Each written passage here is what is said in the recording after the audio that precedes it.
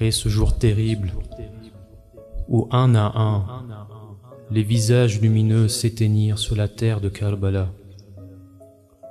Leurs corps sans vie gisaient à même le sol, sans sépulture, transpercés de lances et de flèches, couverts de sang, mutilés. Bientôt le silence oppressant de la fin des combats fut rompu par le fracas assourdissant des soldats ennemis qui se dirigeaient vers les tentes.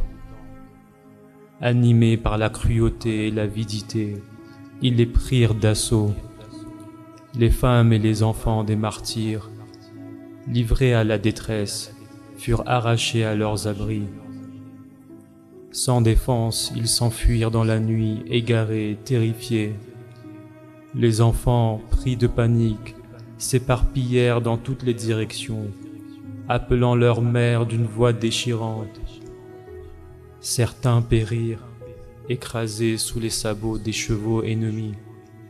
D'autres succombèrent à la soif ou moururent de peur, seuls dans l'immensité de la plaine. Les tentes furent pillées et dans un ultime acte de cruauté, les ennemis y mirent le feu. Les flammes dévorèrent les campements sacrés, emportant avec elles les derniers restes de dignité. Il n'y avait plus de refuge, plus de protection, seulement les lamentations, le sable brûlant et la douleur. Mais la tragédie ne s'arrêta pas là. Ce n'était que la première nuit d'un long voyage de souffrance. Le lendemain du massacre, on les força à quitter Karbala. Les femmes, les enfants et l'imam Zaynul Abidin alayhi salam, gravement malades, furent chargés sur des chameaux à nu, sans selle ni protection. Les visages des femmes étaient à découvert, livrés aux regards sans pudeur et moqueurs des soldats. Certains avaient les pieds nus et blessés. On les fit partir comme des captifs étrangers, humiliés, malmenés. Ils n'étaient plus qu'un butin de guerre qu'on emmenait vers Koufa, cette ville qui les avait trahis. Et le sable effaçait lentement leurs traces, tandis que Karbala, derrière eux, gardait les corps meurtris de leurs bien-aimés. Lorsque les captifs arrivèrent aux portes de Koufa, ils étaient épuisés, couverts de poussière, accablés par la faim, le deuil et la souffrance. Les femmes et les enfants furent livrés au regard d'une foule amassée.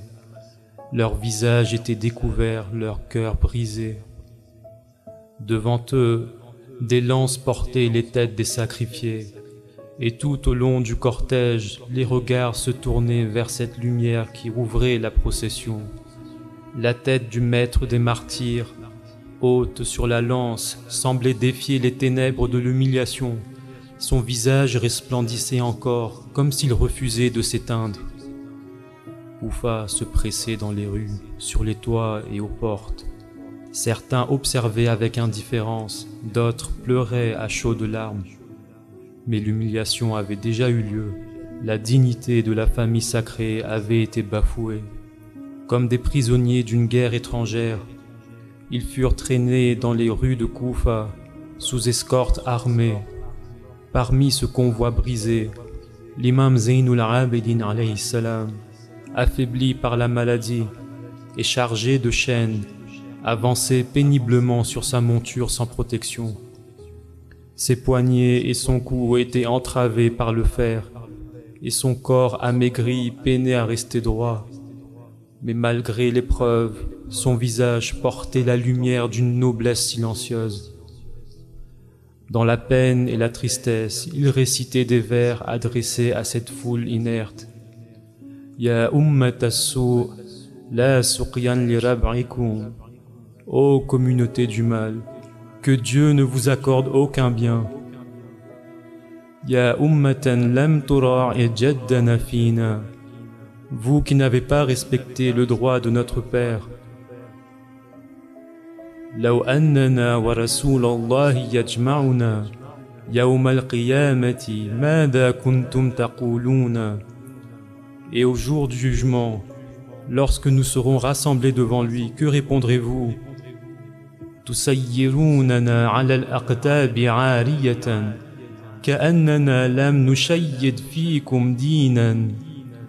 Vous nous avez fait monter sur des chameaux sans selle, nous emmenant comme des captifs, comme si nous n'avions jamais fondé votre religion. Vous nous insultez, vous frappez des mains, et vous vous réjouissez de nos morts. Alaysa jaddi Rasulallah waylakum. Malheur à vous, ne savez-vous donc pas que le messager de Dieu, le maître des prophètes est mon grand-père? Ya waq'at at-taf, qad awrattini huzna. Ô Karbala, tu as mis dans nos cœurs une tristesse qui ne s'apaisera jamais. Les cœurs tremblaient, les larmes ruisselaient. Mais leur supplice ne s'arrêterait pas là. Ce n'était pas la fin, ce cortège devait encore poursuivre sa route. Non pas vers la liberté ni vers le deuil en paix, mais vers une humiliation plus grande encore. L'ordre tomba. Il fallait les envoyer à Cham. Cham, siège du califat usurpé. Cham, la cour de Yazid où l'on célébrait l'injustice. Et pour ce faire, on désigna Shimr pour diriger le convoi. L'imam Zaynul Abidin alayhi salam, épuisé, fut une fois encore enchaîné. Un carcan de fer fut placé autour de son cou. Ses mains bénies y furent attachées. Son cou saignait, son corps plié sous le poids du supplice. Et les femmes et les enfants furent à nouveau chargés sans protection à même les chameaux. Exposés à la chaleur, à l'air brûlant et au regard impudique. Et quand on retrace le chemin, on comprend que le supplice ne se trouvait pas seulement à la fin. Il était partout, dans chaque pas, dans chaque détour imposé. Vers Cham, ils ne prirent pas la voie la plus courte, ni la plus sûre. Ils prirent la plus longue, la plus exposée, celle où l'humiliation était certaine, celle où la honte devenait spectacle. Les soldats de Shimr avaient reçu leur ordre, clair et cruel. Ils devaient traverser les villes, les marchés et les villages. Ils devaient faire défiler les captifs, les exhiber, montrer à tous la prétendue victoire du pouvoir omeyyade. Les filles de Fatima, salamullahi alayha, livrées au regard des foules, montrées comme des trophées de guerre, traînées comme des prisonnières. Ainsi, on les fit avancer sur ce que l'on appelle la route sultani, une voie très fréquentée, jalonnée d'habitations. Elle montait vers le nord, frôlait les terres de Turquie, longeait le Liban, puis redescendait vers Damas. 60 étapes, rapportent certains historiens, 60 haltes, 60 stations d'humiliation. Dans bien des régions traversées, habitaient ceux qui gardaient une rancune contre l'imam Ali alayhi salam. Et à chaque étape, les Ahl al-Bayt furent livrés au regard hostile, à l'oubli des cœurs endurcis, aux cris des ignorants.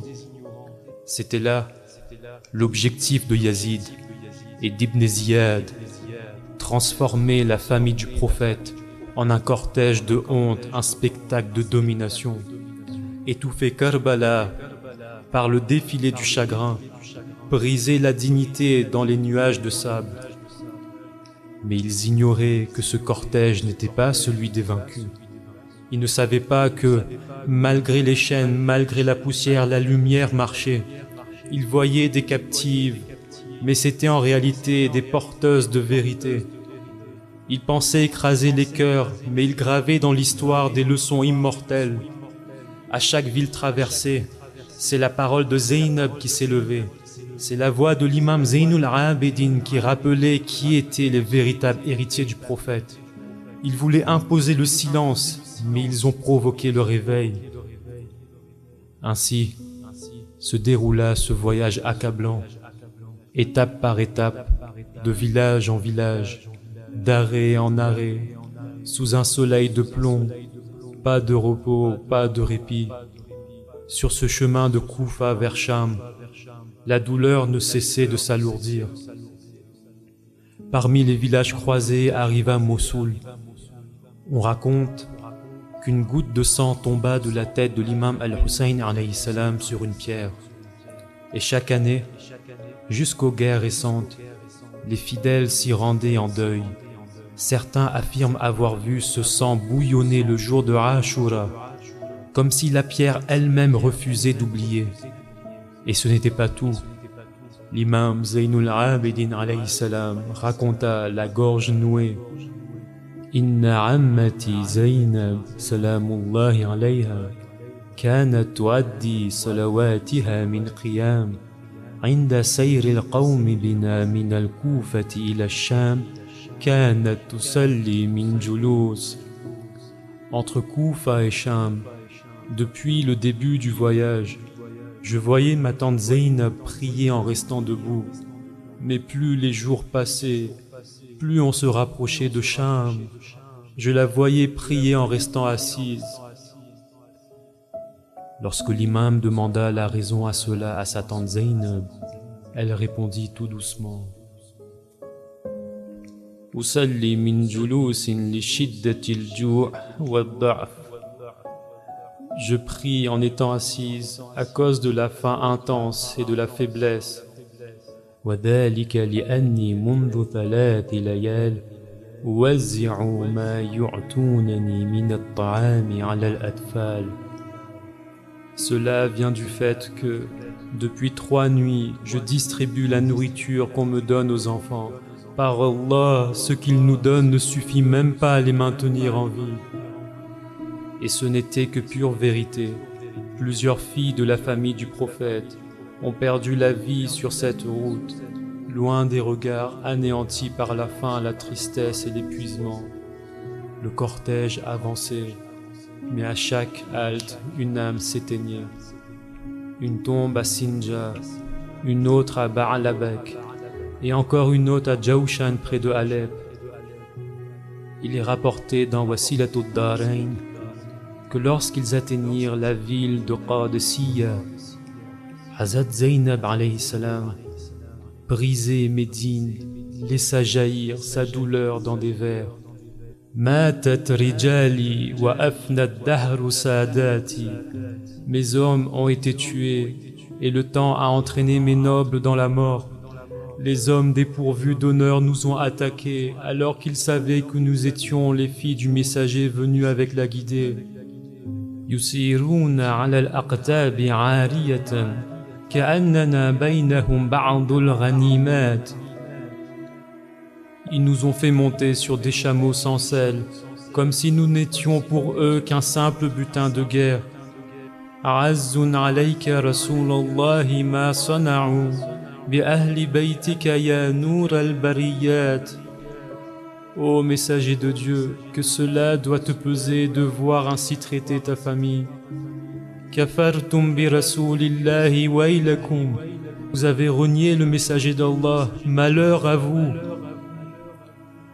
Mais parmi toutes les blessures, il en est une qui transperça les cieux, celle de la petite Sakina, alayha salam, fille bien-aimée de l'imam al-Hussein, alayhi salam.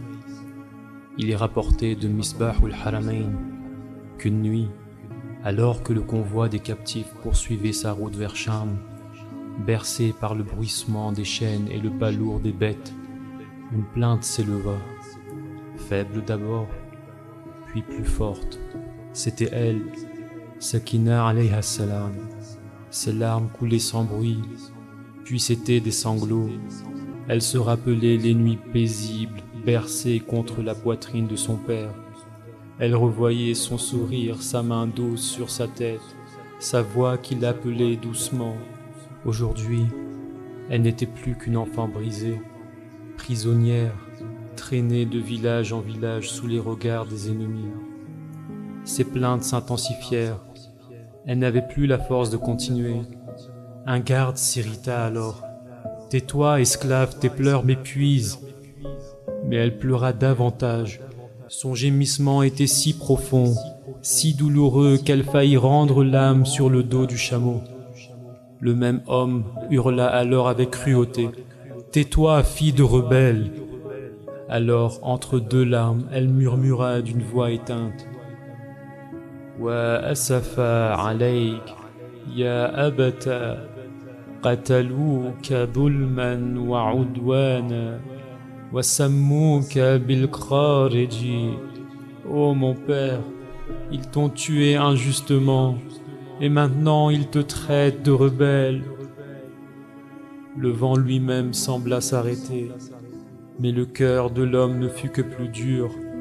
Il saisit la petite Sakina, la tira violemment et la jeta au sol. Son petit corps heurta la terre, le monde devint noir, elle perdit connaissance. Ô Hussein, ils t'ont tué, mais ils n'en sont pas restés là. Après t'avoir laissé gisant sur le sable, ils se sont tournés vers celle que tu aimais. Ils ont tiré ta fille par les bras, ils ont fait pleurer Sakina jusqu'à ce qu'elle s'évanouisse. Ils ont enchaîné ton fils et l'ont traîné dans les rues. Ô prophète d'Allah, Ya Rasulallah, regarde ce qu'ils ont fait à ta famille. La tête de ton Hussein haute sur une lance, et derrière des enfants qui pleurent, des femmes épuisées et un imam enchaîné. Sallallahu alayka ya Aba Abdillah. Sallallahu alayk wa ala alika al-madhloumin.